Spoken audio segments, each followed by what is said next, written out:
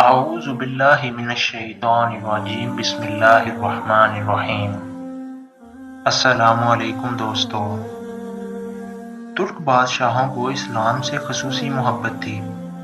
یہ محبت عقیدت کی جیل میں جنم لیتی تھی۔ یہ لوگ جب جوان ہوتے تھے تو یہ زندگی کے ہر لمحے کو اس محبت کی تصویر میں سمونے میں لگ جاتے تھے۔ سلطان محمد ثانی، جن کا نام سلطان محمد فاتح بھی ہے، استنبول کے فاتح تھے۔ سلطان نے 21 سال کی عمر میں استنبول جیسا ناقابل تسخیر شہر فتح کر کے تاریخ کو حیران کر دیا۔ نوجوان سلطان نے دنیا کی عسکری تاریخ میں پہلی بار بحری جہاز پہاڑ پر چڑھا دیے اور پھر پہاڑ سے اتار کر دوبارہ سمندر میں اتارے۔ یہ 1453 کے شروع میں استنبول پہنچا تو استنبول کے شہریوں نے حسب معمول گولڈن ہارن کے دہانے پر آہنی زنجیر چڑھا دی اور باسفورس میں مسالہ ڈال کر سمندر کو آگ لگا دی۔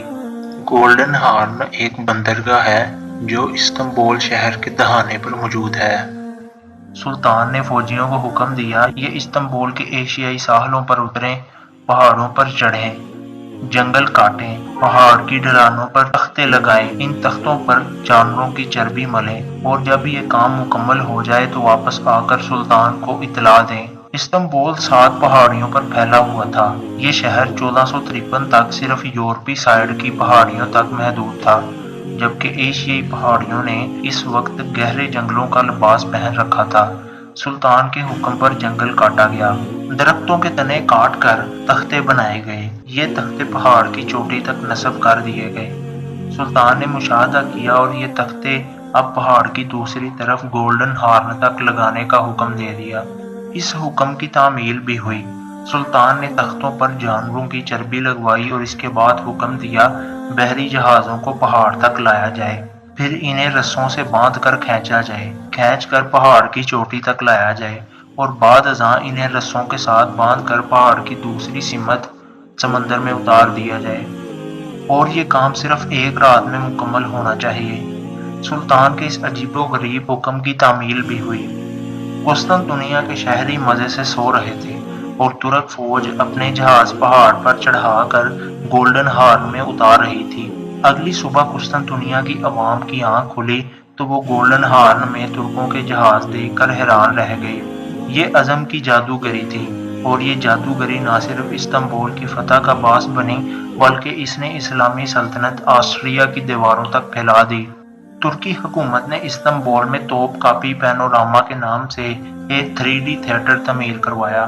یہ گنبد نما عمارت ہے جس کے عین درمیان میں دائرے کی شکل کا ایک وسیع ٹیرس ہے۔ اس ٹیرس کے چاروں اطراف گنبد کی طرح گولائی میں سینما اسکرین ہے اور اس اسکرین پر سلطان فاتح کے حملے کی منہدم فلم چلتی ہے۔ یہ آواز، تصویر اور رنگوں کا ایک ایسا خوبصورت جال ہے جو آپ کو ٹیرس پر چڑھتے ہی اس عظیم جنگ کا حصہ بتا دیتا ہے۔ آپ کے سامنے گولے پھٹتے ہیں، لوگ فصیلوں سے گرتے ہیں۔ سلطان فاتح استنبول کے قلعے کی طرف اشارہ کرتا ہے۔ قلعے کے سپاہی قلعہ بچانے کے لیے جانیں دیتے ہیں۔ قلعے کی دیواریں ٹوٹتی ہیں۔ آپ ٹوٹی ہوئی دیواروں کے پیچھے 1453 کا استنبول دیکھتے ہیں اور آپ کے کانوں میں سلطان فاتح کے جنگی بینڈ کی مسلسل آوازیں آتی ہیں۔ یہ زمین سے لے کر آسمان تک ایک وسیع 3D عسکری پینٹنگ ہے اور روشنی اور آواز کی وجہ سے آپ ایک سیکنڈ میں اس پینٹنگ کا حصہ بن جاتے ہیں۔ اگر آپ کو موقع ملے تو آپ اس نوعیت کا پینوراما کسی اور جگہ نہیں دیکھیں گے۔ سلطان فاتح نے استنبول کی فتح کے بعد شہر میں 40 عظیم مسجدیں بنوائیں۔ اس نے حضرت ابو ایوب انصاری رضی اللہ تعالیٰ عنہ کے مزار کے ساتھ سلطان ایوب کے نام سے انتہائی خوبصورت مسجد بنوائی۔ سلطان فاتح کی کامیابی سے قبل آیا صوفیہ استنبول شہر کی خوبصورت ترین عمارت تھی۔ یہ یورپ کا عظیم ترین چرچ تھا۔ یہ تعمیراتی معیار، خوبصورتی اور شکمہ میں ویٹیکن سٹی کے سینٹ پیٹرز چرچ کے برابر تھا۔ سلطان فاتح نے اس عمارت کو بھی استنبول کی فتح کی طرح چیلنج بنا لیا تھا، چنانچہ اس نے استنبول میں آیا صوفیہ کی طرز پر مسجد بنوانا شروع کر دی۔ یہ مساجد آیا صوفیہ کی طرح زمین سے 10-12 میٹر بلند چبوتروں پر بنائی گئیں۔ ان کے مینار آیا صوفیہ کی طرح نوکیلے اور بلند تھے۔ ان کے گنبد بھی آیا صوفیہ کی طرح وسیع اور حیران کن حد تک اونچے تھے، اور ان کے اندر بھی آیا صوفیہ کی طرح رنگین شیشے لگے تھے، اور انتہائی بلندی پر اندر کی طرح گیلریاں بھی تھیں۔ یہ آیا صوفیہ کی طرح پرشکوہ مگر محبت اور عقیدت میں گندی ہوئی عمارتیں ہیں۔ سلطان فاتح نے شہر کے وسط میں اپنے نام سے بھی ایک مسجد تعمیر کروائی۔ یہ مسجد 1463 میں شروع ہوئی اور 1470 میں مکمل ہوئی۔ یہ مسجد سلطان فاتح مسجد کہلاتی ہے۔ سلطان فاتح کا مزار بھی اسی مسجد کے پہلو میں ہے۔ سلطان کے مزار کے ساتھ اس کے خاندان اور دوستوں کا چھوٹا سا صاف ستھرا قبرستان بھی ہے۔ یہ مسجد تعمیراتی شاہکار ہے۔